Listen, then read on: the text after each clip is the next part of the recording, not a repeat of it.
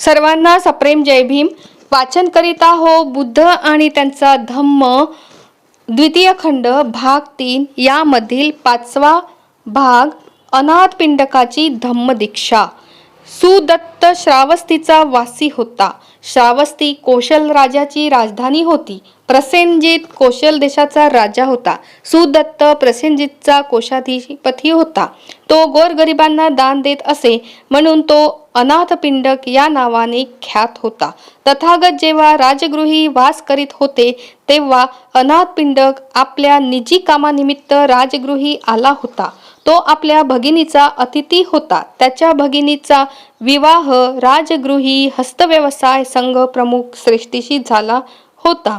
जेव्हा अनाथपिंडक आपल्या भगिनी गृही आला तेव्हा त्याला श्रेष्ठी तथागत आणि त्याच्या संघासाठी मोठ्या प्रमाणावर भोजनाच्या तयारीत व्यस्त दिसला. आयोजन असे होते की जणू एखाद्या मोठ्या विवाह प्रीत्यर्थ मेजवानीच अथवा नरेशाला द्यावयाची मेजवानीच.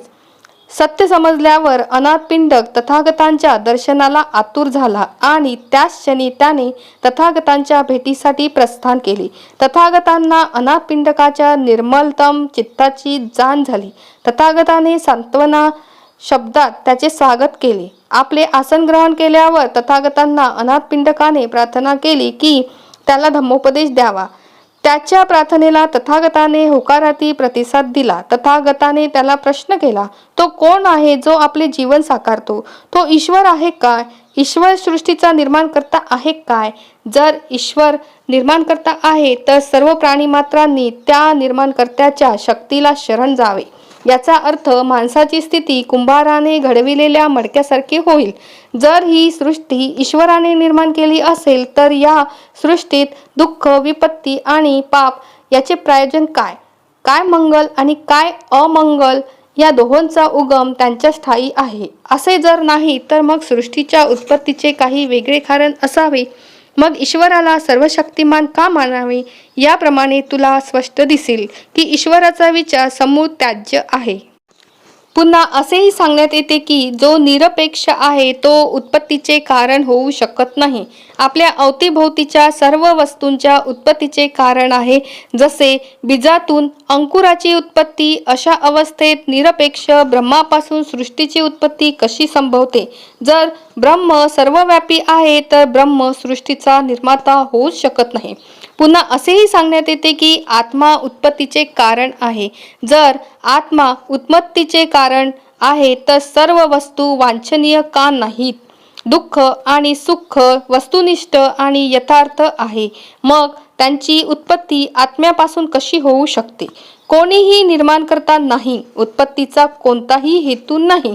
हा तर्क स्वीकारला तर मग जीवन साधनेचा अर्थ काय? साध्य साधन विवेकाचे प्रयोजन काय? म्हणून माझा तर्क असा आहे की ज्या वस्तूचे अस्तित्व आहे त्या वस्तूच्या अस्तित्वाचे कारणही आहे. पण न ही ईश्वराने, न ही ब्रह्माने, न ही आत्म्याने, न ही अहेतूने या वस्तूंची उत्पत्ती झाली आहे.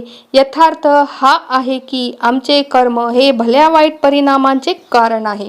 संपूर्ण विश्वच प्रत्युत समुत्पादाच्या नियमाने संचलित आहे. जे हेतू क्रियाशील आहेत ते अचित्त नाहीत. जसा सुवर्णाचा चषक हा अथपासून इथपर्यंत सुवर्णाचा असतो तसे म्हणून ईश्वराची पूजा आणि प्रार्थना या संबंधीच्या मिथ्याधारणांचा त्याग करावा. आम्ही स्वतःला सूक्ष्माच्या कल्पनाविलासात रममाण करू नये. स्व आणि स्वार्थ याचा त्याग करूया. सर्व वस्तूंची उत्पत्ती सहेतुक आहे म्हणून आपण कुशल कर्म करावे. त्याचा परिणामही कुशलच असेल. आणि अनाथपिंडक म्हणाला, तथागतांनी सांगितले त्यात मला सत्याचे दर्शन होत आहे. मी माझे चित्त पूर्णत्वाने तथागतांपुढे उघड करू इच्छितो. चित्त मोकळे करावे असे वाटते. तथागताने माझे म्हणणे लक्षपूर्वक श्रवण करावे व मी काय करावे याचा मला उपदेश द्यावा. माझे जीवन कर्ममय आहे. मी धनधान्य संपन्न आहे. मला अनेक बाबींची काळजी घ्यावी लागते. तरीही मी माझे कर्म प्रसन्नतापूर्वक करतो. मी माझे कर्म करताना प्रयत्नात कोणताही कसूर करीत नाही. माझ्याकडे मोठ्या संख्येने सेवक सेवारत आहे. त्यांचे जीवन, त्यांचे भविष्य माझ्या व्यापार उदीमाच्या यशावर अवलंबून आहे. आपले अनुगामी अस्वस्थ गृहस्थ जीवनाचा त्याग करून परिव्राजक झाल्याने प्रसन्न आहेत. ते परिव्राजक जीवनाचे गुण गातात. ते म्हणतात, तथागताने आपल्या राज्याच्या उत्तराधिकारांचा त्याग केला. त्याने नवीन धम्माचा मार्ग दाखविला. स्वतःच्या उदाहरणाने त्याने याच जीवनात निर्वाणीचा मार्ग दाखविला. मी जे उचित आहे, वांछित आहे, तेच करू इच्छितो.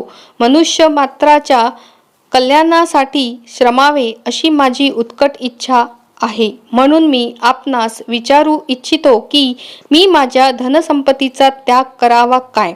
मी गृहत्याग करावा काय? मी माझ्या व्यापार उदामीचा त्याग करावा काय? आणि मी आपणासारखा परिव्राजक होऊन धम्मजीवनाचा आनंद प्राप्त करावा काय? आणि तथागत उत्तरले, धम्मजीवनाचा आनंद जे या आर्य अष्टांगिक मार्गाचे पथिक आहेत त्या सर्वांनाच प्राप्त होतो.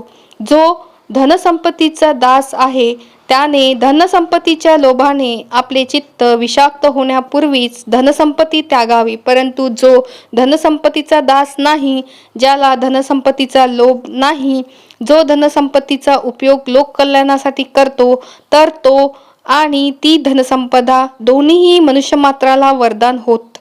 मी तुला सुचवितो की तू गृहस्थ जीवनातच राहावे आणि अप्रमादपूर्वक आपला व्यापार उदीम करावा. जर सत्ता, संपत्ती आणि जीवन दानासाठी उपयोगात आणले, मनुष्यमात्राच्या कल्याणासाठी उपयोगात आणले, तर माणूस त्याचा दास होणार नाही.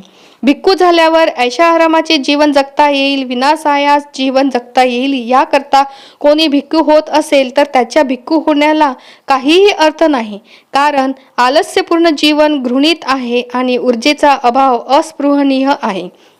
एखाद्याची अंतप्रेरणा त्याला गृहत्यागास प्रवृत्त करीत नसेल तर तथागतांचा धम्म त्याला गृहत्याग करावयास सांगत नाही. प्रत्येकाने मिथ्या विश्वासापासून मुक्त व्हावे, चित्त शुद्ध करावे, कामवासनांची तृष्णा त्यागावी आणि श्रेष्ठ व पवित्र जीवन व्यतीत करावे. एवढीच प्रत्येकाकडून तथागतांच्या धम्माची अपेक्षा आहे.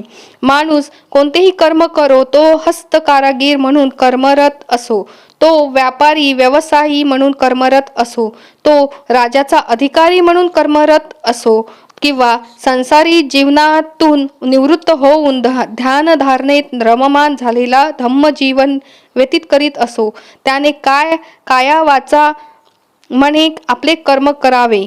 त्याने उत्साही आणि परिश्रमी असावे. त्याने जलमाजी कमळासारखे असावे. कमळ जलात राहूनही जलापासून अलिप्त असते. तसेच माणसाने जीवनात द्वेष आणि घृणा यांच्यापासून अलिप्त असावे. त्याने आत्मसंतुष्टीसाठी जीवन जगण्याऐवजी सत्यासाठी जीवन जगावे. तेव्हा त्याच्या चित्तात आनंद, शांती आणि प्रसन्नता वास करेल. हा धम्म सत्याचा आहे, सरळ आहे आणि प्रज्ञायुक्त आहे, हे अनाथपिंडकाला जाणवले. अशा प्रकारे अनाथपिंडकाच्या चित्तात तथागत आणि त्यांचा धम्म यांच्याप्रती दृढ श्रद्धा प्रस्फुटित झाली. तो तथागताचरणी नतमस्तक झाला. त्याने तथागताची प्रार्थना केली. तो उपासक म्हणून तथागतांना शरण गेला.